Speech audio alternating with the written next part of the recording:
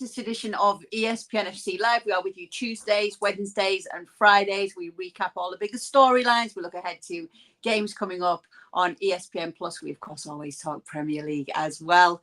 Myself, Kay Murray, and Janusz Michallik here. And we'll be talking Premier League title race today, as well as looking back on some talk from Wayne Rooney, who has not held back in a recent interview. But Janusz, it's great to be with you, and it's great to be talking about a three-horse race in the Premier League. You've got Arsenal and Liverpool tied on 64 points. Arsenal ahead on goal difference, and just a point behind them, the defending champions, Manchester City. What have your thoughts been on it overall, and where we're at this stage? Well, I mean, we've been talking now for years about Liverpool, Manchester City, and the fine margins, and Manchester City ultimately coming on top. And here we have Arsenal that's trying to crash the party, and I think that is wonderful, and that's why it's so difficult at this moment, because Arsenal has learned quite a bit. They've from last season. They've improved, of course, with the likes of Declan Rice and everybody else getting a little bit older, a little bit wiser, with a little bit more belief, and even the latest win very, very late showed the sort of character that I think maybe was missing for many years for them. So, and then Liverpool, who shouldn't even be here, because I can't imagine that anybody had Liverpool in the midst of the rebuild, at this stage, being one of the favorites, and even more so with Jurgen Klopp announcing mid-season basically that he is leaving, which is usually a very negative news. And here we are with a possible fairy tale ending for Liverpool. So it's absolutely crazy. It's absolutely wonderful. We often talk about Premier League, what it brings us, but this is a special season. When it comes to the run-ins that the three have got, Janusz, and we're going to go a little deeper on that, who do you think's got it easiest? Well, I think Manchester City has the easiest run for sure. I mean, we'll be much smarter and wiser, obviously, after the next next game after the international week, because it is Manchester City at home to Arsenal. So that will tell us a lot. But aside from that, I think it's by far the most predictable, I would say, and easiest schedule of the three. So who's got the hardest? Well, this is the hard part, right? I mean, because there's very little to differentiate the two between Liverpool and Manchester and Arsenal. On one hand, I worry about Arsenal because the away games to Brighton, Wolves, Spurs, and Manchester United, and even that last game home against Chelsea, it's not going to be easy. When you look at Liverpool, what worries me is not just the injuries, but we're looking at that Everton game that's been postponed. Most likely will be played at the end of April, midweek, which means that Liverpool will be away to Fulham, away to Everton, and away to West Ham. 3 away games, which worries me. And then it follows Spurs at home and then Villa away. So I want to say Liverpool a little bit, because you look at the FA Cup, we'll see where they are, the Europa League. Not that Arsenal can, get through, but. So it's so Liverpool and Arsenal very, very tight there. If you press me, I'd say Liverpool a little bit because of their injury situation. So if I'm to ask you today, who's going to win the league? Who do you say? Manchester City. Okay, so what we're going to do is we keep putting you to task every week, Janusz. We're going to go game by game with each team, and you're going to give us win, lose, or draw. Don't worry that we're not going to have to do the maths. That's what our producers are going to do behind the scenes for us, and they're going to bring it up to us at the end. So let's start with Arsenal, because they are top. They're on 64 points. They've got a goal difference of plus 46 right now. They've scored more goals than the other two. They've conceded less goals than the other two as well. Mm-hmm. So let's go through this list that we've got. March 31st, away to Man City. Manchester City is going to win that game. Okay, so it's a loss for Arsenal. Luton at home. They will beat Luton. Win for Arsenal. Okay. Away to Brighton. Ooh, which Brighton's going to show up. I do think that it's going to be wide open. I'll give this a draw. Give that a draw. Aston Villa. Ooh, I actually think that they'll beat Villa. You think they'll beat Villa, so that's a win. Away to Wolves. Oh, okay, I'll give him a win. My math's not going to add up to. Well, I mentioned. Oh, don't worry, they're good. They'll beat Wolves.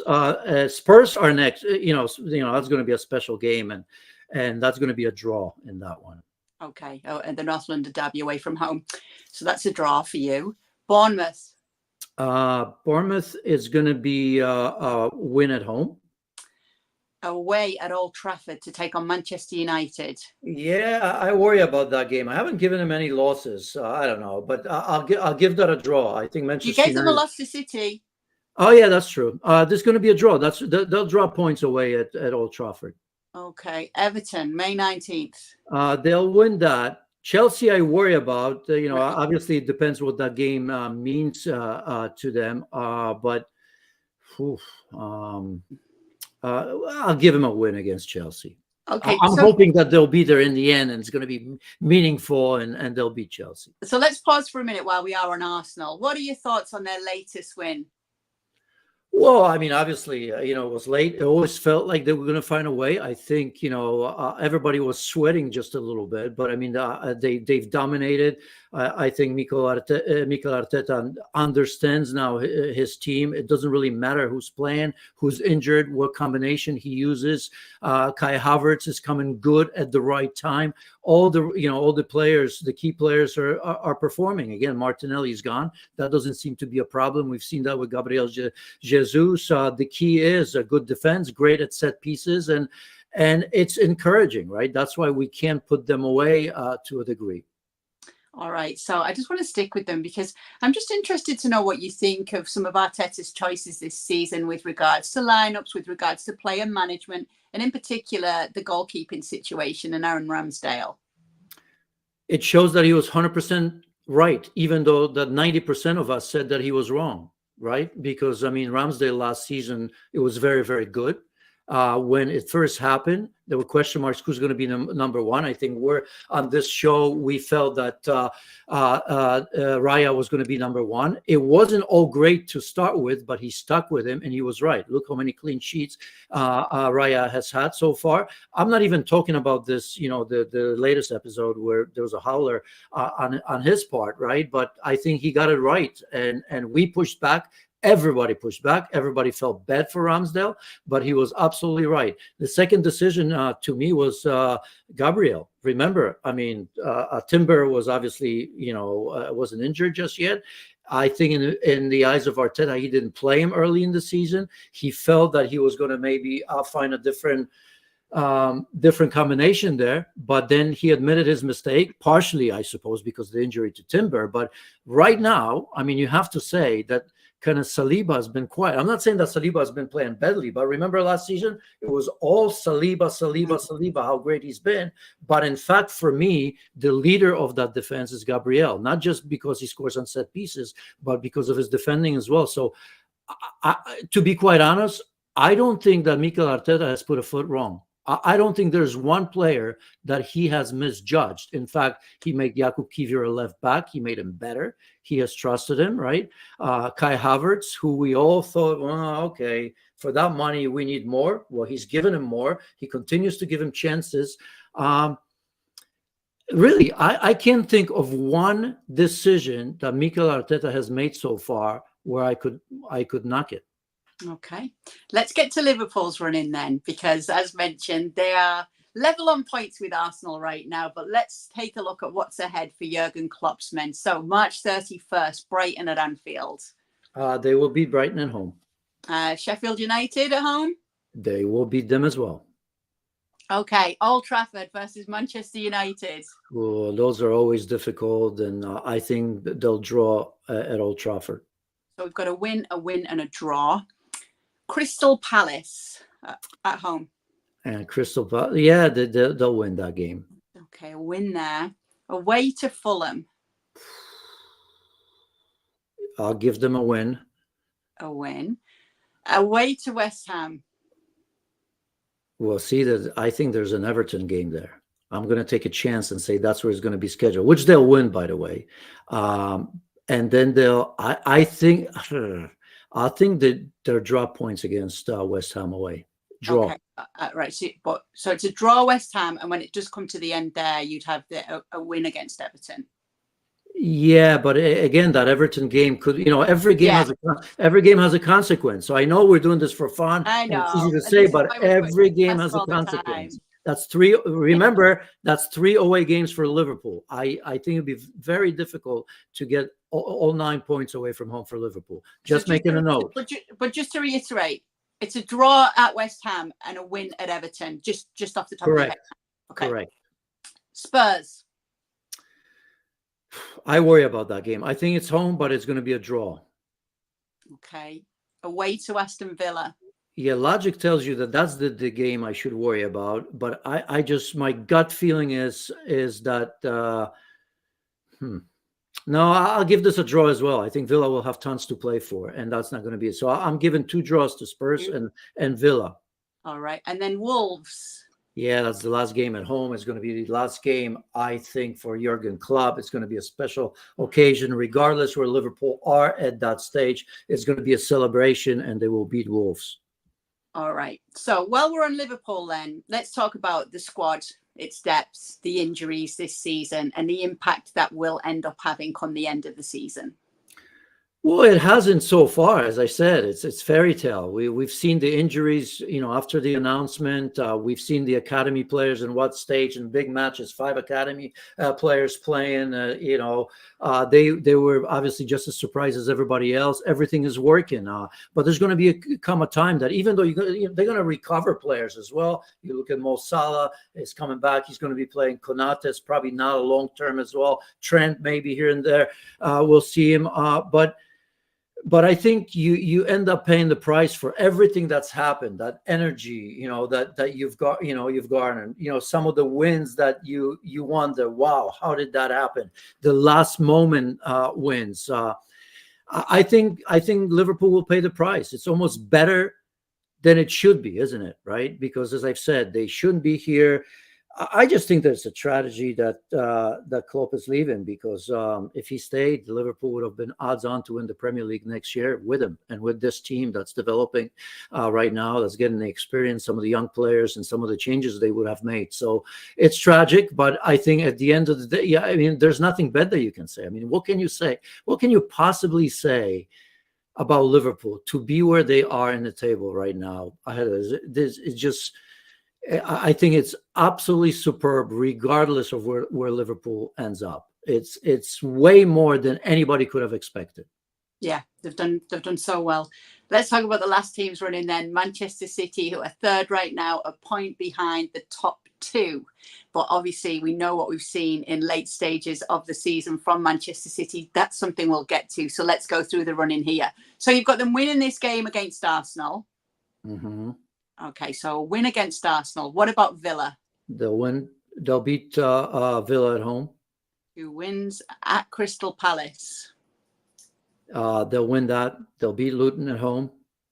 So win at Spurs. Yeah, that's their bogey team. Although the last game was, it's finally for Pep. I think it was the last game. But yeah, that's I worry enough to make it interesting to give that a draw. Okay. At Nottingham Forest. A win. Wolves.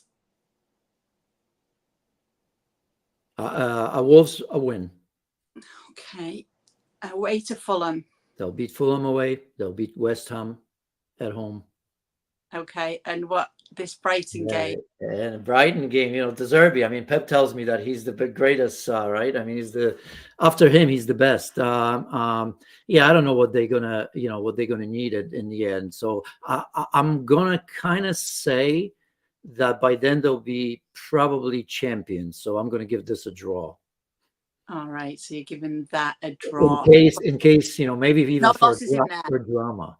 No losses in there, which means you're seeing the City surge of recent years in this final stage of the season.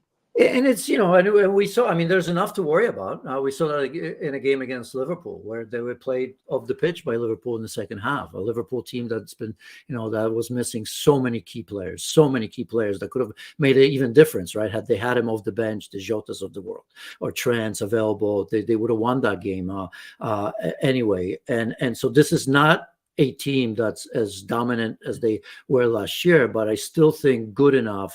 And now, those antennas that I often mentioned are going to be up, and I just think looking at that schedule, they're going to see a way. It's possible they lose somewhere. Even if they were to do that, I still think given that schedule and looking at Liverpool and Arsenal, they're still favorites for me. Okay, do you care to guess, Janusz, with your predictions, what order the table will look at the end of the season, 1 through 3? What?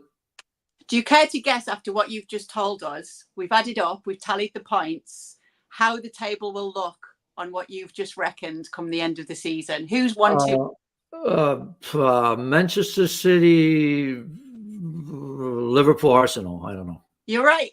Okay, you've got, with what your running is, with what you've guessed here, you've got Manchester City winning it on 89 points. You've got Liverpool second on 86 points and Arsenal third on 85 points. Even though you said Mikel Arteta hasn't stepped a foot wrong in certain aspects for you, even though they're top of the table right now, you have them finishing third on your predictions here. Yeah, that's the beauty of it, isn't it? Because I've mentioned every game has consequence, right? So, for example, Liverpool are in a great position to put pressure on Arsenal and Manchester City right now. If we just did it without this game by game, right? I mean, look at Brighton and Sheffield, both at home. If they win that, obviously somebody's going to lose points in that game against Manchester City and Arsenal. That puts Liverpool in a great position, isn't it? And then comes Manchester United, and of course, momentum can change things. So, predicting game by game as a former player, when you look at how many games left, 8, 9, or whatever it is, it's not smart in a way, because it will change. The psychology of it will change dramatically. I think Liverpool is going to have psychological advantage in the next 2 games for sure, because they'll win it as I say it, and I think they'll be praying for Arsenal and Manchester City to draw. That's going to be absolutely perfect for them. And guys, Janusz at home knows better than everybody that basically this is just something that you can play along with at home. Obviously, things can change. There can be injuries, which we hope won't happen. One result could change the psychology for a team going into the next one. This is just a bit of fun. But it is funny that even though you've done it that way, Janusz, you've still got City winning it. And you've proven that that's how you think things are going to play out with the way it all is. But yeah, I just think the only last thing I would like to ask you here on this whole point is, given that it is City and Arsenal facing each other so soon, would your mind change somewhere on the psychology of Man City if Arsenal were to win that game? Oh yeah, I mean it would absolutely change quite a bit, But see, the thing is, I worry about that. The international break stops Arsenal momentum a little bit more.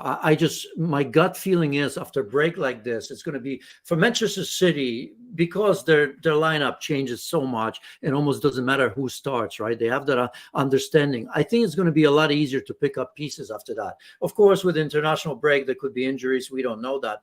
But I just think that Arsenal would wish to play this game almost immediately because they do have this kind of momentum. If you had to go on momentum, I mean, you'd say Arsenal, Liverpool, and Manchester City as it is right now. So I never think that the international break comes at a great time for anybody, but given the fact that Liverpool and City just drew, and now we have this massive game for them, I think that Arsenal loses out on that. I really do. All right. Well, we did mention that we're going to have an interview with Wayne Rooney. He's spoken recently. Manchester United came up, as did certain players in the Manchester United squad. And let's just say he didn't hold back with his thoughts.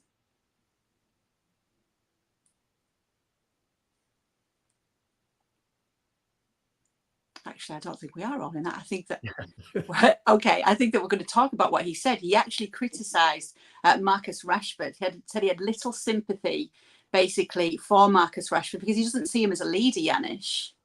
Yeah, I don't think he said anything new that we haven't said or anybody else has said. I mean, it's hard to see that, right? That leadership is on and off the pitch. We've seen some of the issues off the pitch. Not that Wayne Rooney didn't have him, for example, right? He had many, many more. He's been public, but he's backed it up, right? I remember no matter what we read about Wayne Rooney off the pitch, it didn't seem to affect him in matches. So I think, and I'd have to agree with him. You can be up and down as he is right now. I've soured on Rashford for a while now. Remember, you and I at one point I said he could play based on his talent. He could have played anywhere, right? And maybe the environment's not right for him. Maybe he needs people around him that will do the hard work, and he's the absolute leader where everyone works for him, right? And maybe that's the answer, but that's not the Manchester United team that we see right now. And it's that's when you have to show your leadership, when players around you maybe are not at their best. And we have to agree here with Mr. Rooney. What do you think about the whole Erik ten Hag situation then? Where do Manchester United go from here? And could he play a role in taking them forward next season? I don't. I mean, we see Manchester United. I see Manchester United as a brand new project, a team that needs a reset and a team that needs a new project manager. And, that, of course, will be the new coach. Okay, well, we'll definitely see what it was. Is there anyone that you think would want to take on that job right now? Anyone that you think could do some good work with Manchester United? Maybe bring some of their own players across? Well, I mean, there's so many names out there, big managers. I'm not suggesting that, the list just got longer this morning, right? Maurizio Sarri's gone and Rafa Benitez is gone. I'm not suggesting that, but there's so many managers out of work, out of job that are winners. I think given what we see with Manchester United, the new investment and new CEO, I mean, anybody. I would love to be a part of Manchester United and the history. I don't know if I'd say that if the developments behind the scenes didn't happen, but they are happening right now, and I believe they're on the right path to rebuild Manchester United properly. So I think there's going to be plenty of managers that are going to be fighting to be the ones that bring Manchester United back to their glory days. Yeah, no problem.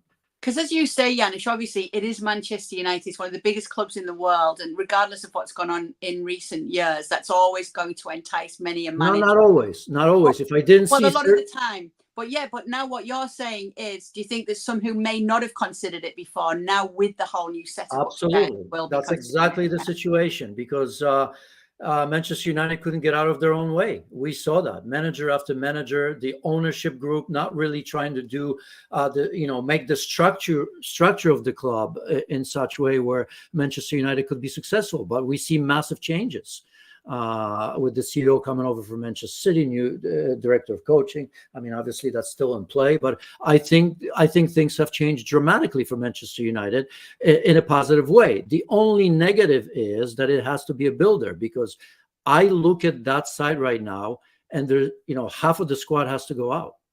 I mean, you can develop the current players marginally, and I'm talking maybe 1-2%. I don't even know if that, and that team will still not be anywhere near capable of winning the title next season in the Premier League, right? And just getting them back to top four, I mean, come on, they're top four, they likely won't be there. So if a new manager comes in and Manchester United finish fourth or third, that's nothing. We've been here already. We thought that Ten Hag is going to kick on. So I think that you look at that squad, and really, I don't know if I keep.